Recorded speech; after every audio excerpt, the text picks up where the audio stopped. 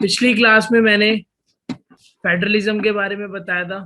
Federalism क्या होता है, फीचर्स बताए थे, डिफरेंस बताया था फेडरल और यूनाइटेड में क्या होता है, और क्या क्या चीजें इंडिया को फेडरल कंट्री बनाती है। क्लियर था? कोई डाउट तो नहीं था उसमें?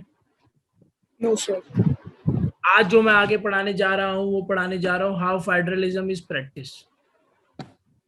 फेडरलिज्म जो प्रैक्टिस होता है, एक प्रकार का तीन चीजों से प्रैक्टिस होता है। रियल सक्सेस फेडरलिज्म की तभी होगी, ये मेजर वे लिए थे इंडिया में प्रैक्टिस करने के लिए फेडरलिज्म का। पहला था लिंग्विस्टिक स्टेट।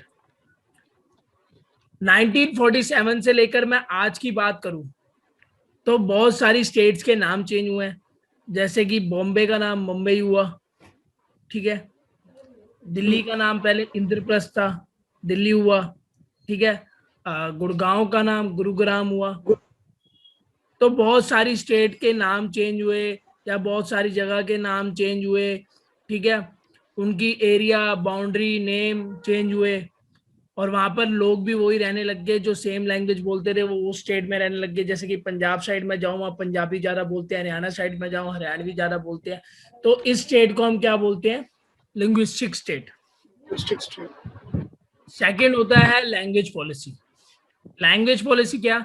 अगर मैं इंडिया की बात करूं, हमारे इंडिया में हिंदी के अलावा 21 लैंग्वेज और हैं जो कि बोली जाती है, और भी बहुत सारी लैंग्वेज है जो कि शेड्यूल कास्ट की होगी, शेड्यूल ट्राइब्स की होगी, पर 21 रजिस्टर्ड है। मैं 21 की बात कर रहा हूं। और हर स्टेट की ना अपनी ऑफिशियल लैंग्वेज है। जैसे कि मैं हरियाणा की बात करूं, वहां हरियाणवी ऑफिशियल लैंग्वेज है, पंजाब की पंजाबी है, ठीक है। तो हर स्टेट की अपनी डिफरेंट डिफरेंट लैंग्वेज है, ठीक है। पर आज तक कोई इंडिया की कोई ऑफिशियल लैंग्वेज नहीं हुई। इसलिए नहीं कि ऐसे हिंदी को हम कहते हैं कि वो ऑफिशियल लैंग्वेज है, पर आज तक डिक्लेयर नहीं करी। क्यों डिक्लेयर नहीं करी? उसका एक और भी रीजन था, क्योंकि इंडिया में बहुत सारी लैंग्वेज बोली जाती है। अगर मैं हिंदी को कर दूंगा तो बाकी लैंग्वेज वाले भी बोल देंगे कि हमारी लैंग्वेज को क्यों नहीं करा गया, हमारी लैंग्वेज को करो। तो इसलिए कोई नहीं करा, पर स्टेट की कर दी गई है। स्टेट की, जैसे कि हरियाणा की हरियाणवी कर दी, पंजाब की पंजाबी कर दी, तो ये कर दी। क्लियर है? Yes sir. थर्ड पॉइंट होता है सेंट्रल स्टेट रिलेशनशिप।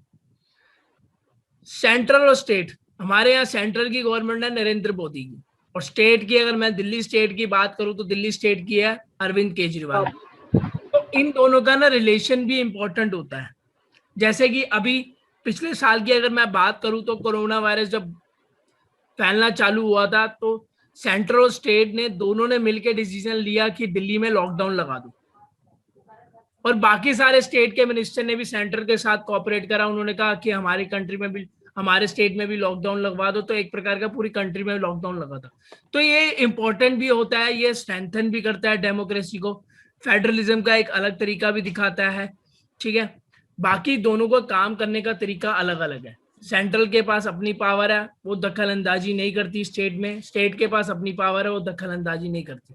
जैसे कि हमें अभी दिल्ली के चीफ मिनिस्टर ने डिसाइड करा कि दिल्ली का लॉकडाउन बढ़ा दिया जाए, तो उसमें सेंट्रल कुछ नहीं बोलेगी। सेंट्रल कहेगी वो आपका डिसीजन है, दिल्ली स्टेट आप संभाल रहे हो, आप डिसीजन लो। क्लियर है? अगर स्टेट गवर्नमेंट ढंग से काम नहीं करती है अरविंद केजरीवाल की, तो कोर्ट के पावर होती है उनको इंटरप्ट कर सके कि आप ढंग से काम नहीं कर रहे, आप ऐसे काम करो। क्लियर है? Yes sir. उसके बाद मैं बात करता हूं डिसेंट्रलाइजेशन इन इंडिया। डिसेंट्रलाइजेशन एक प्रकार का सबसे बड़ा एक्सपेरिमेंट था जो कि डेमोक्रेसी में करा गया था। आज तक वर्ल्ड में सबसे बड़ा जो एक्सपेरिमेंट किया गया है वो डिसेंट्रलाइजेशन 1992 में मेजर स्टेप लिया गया था डिसेंट्रलाइजेशन का। वो स्टेप क्या था? पहले 1992 से पहले इंडिया में दो ही चीजें होती थी, दो टायर ऑफ गवर्नमेंट थी, एक सेंट्रल और एक स्टेट।